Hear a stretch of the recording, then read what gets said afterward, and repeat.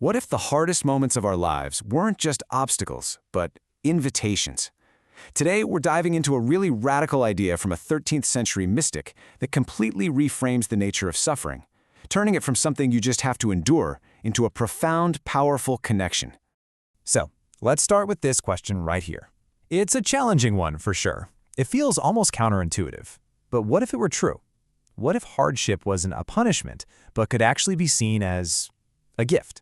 To explore this idea, we've got to go back in time to a 13th century saint and a prayer so unusual that, well, it was considered pretty radical. Let's take a look at what she offered. Our story takes place way back in the 1200s, and it's all about a mystic known as Saint Gertrude. Now, in a world of very formal prayers and rituals, she did something that was just different. It was deeply personal and incredibly unconventional. This right here, this was her radical offer. She didn't just present her suffering to God. In what was really an act of total surrender, she also offered the absence of joy, all the pleasures she had given up. It was this complete offering of both her pain and the joys she'd sacrificed. So her offering really had two distinct sides to it.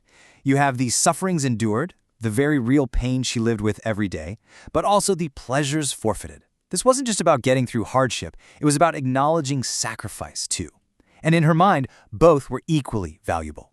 And offering this complete, this unique, well, it didn't go answered. It prompted a divine response that came to her in the form of a really powerful vision.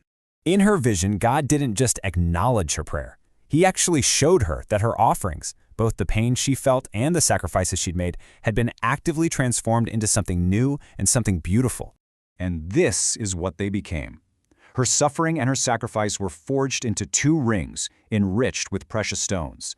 This one image, this is the key to her entire vision. But the two rings had very different purposes. The ring from her pleasures forfeited was worn as a beautiful adornment, but the ring from her pain suffered, well, that was held separately, as a potent symbol of her affliction. Both were precious, no doubt, but the suffering was treated with this unique and profound reverence. Okay, this is where the story takes a really fascinating and pretty intense turn. We're going to focus on that second ring, the one that was made from her suffering. So some time passes, and Gertrude is going through a period of intense physical pain. This isn't just an abstract idea for her anymore. It's her reality. And it's right in this moment of genuine suffering that she has another vision. The imagery here is just so vivid. She sees Jesus take that second ring, the one forged from her own pain, and touch her left eye with it. He's literally marking her with a symbol of her own transformed suffering. And this wasn't just a fleeting vision she woke up from. From that moment on, she was left with a permanent pain in that eye, a constant physical reminder of this mystical encounter.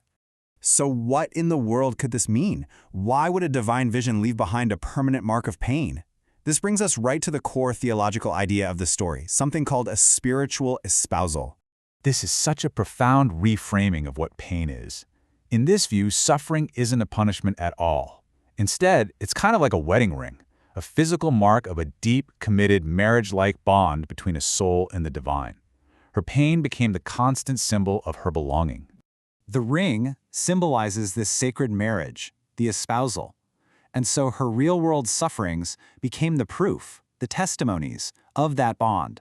This total reframing is what allowed her to declare with such conviction that she had been espoused with his ring. Her own pain was her proof. So, if suffering is a sign of this incredibly deep bond, how are you supposed to respond to it? This leads us to the final and maybe the most challenging step in this whole journey, the crown of gratitude.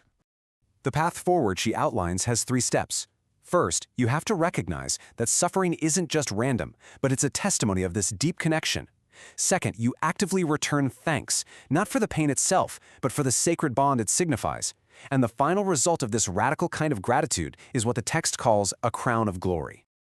The text puts it so beautifully. It says that giving thanks in the middle of tribulation is its own reward, a crown of glory, more precious than any jewel.